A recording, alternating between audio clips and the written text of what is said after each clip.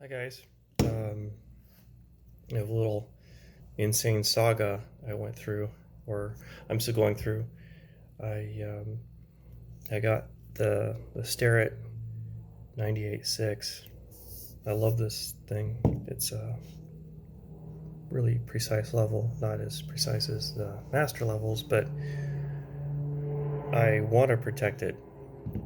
And I found out that Starrett doesn't make a box for these guys. So I went down the rabbit hole with making boxes. I'm still kind of maybe halfway down the hole, and I've been having a real struggle making boxes and box joints. I'm not a woodworker, I'm not a machinist, so it's kind of a real learning curve for me.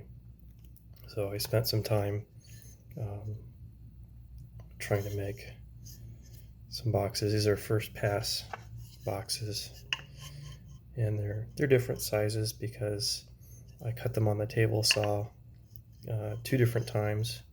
So these are actually 2 sets of cuts, and that's not really the right way to make a matched box. You really have to do it out of one piece, like this guy, and then you got to split the box somewhere.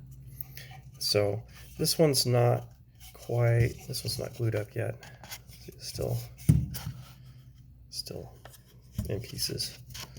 So we're doing a test right now on one that's gluing up. It's on the floor right now. So I was watching a bunch of box joint videos and trying to get a handle on the jig, and the jig seems to be pretty easy to make. It's just a piece of plywood with a tooth, but I couldn't get that to work. I tried and I tried, so I made a really over-engineered box joint jig, and we're gonna go to the table saw here in a second and we're gonna see it. So I'm gonna show you my overly engineered, pain in the ass box joint jig. So let's go take a look at that, and you can see the prototype is gluing up. I got the bottom, the bottom and the top. The lids are gluing up, and we're going to use a flush cut bit on the router to trim off the overhang. Let me back up a little bit here.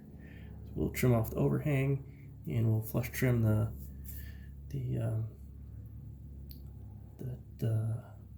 end caps, the top and the bottom, and we'll see how that goes. It'll probably go very terrible, but it's getting better as we go along. So let's go take a look at the jig.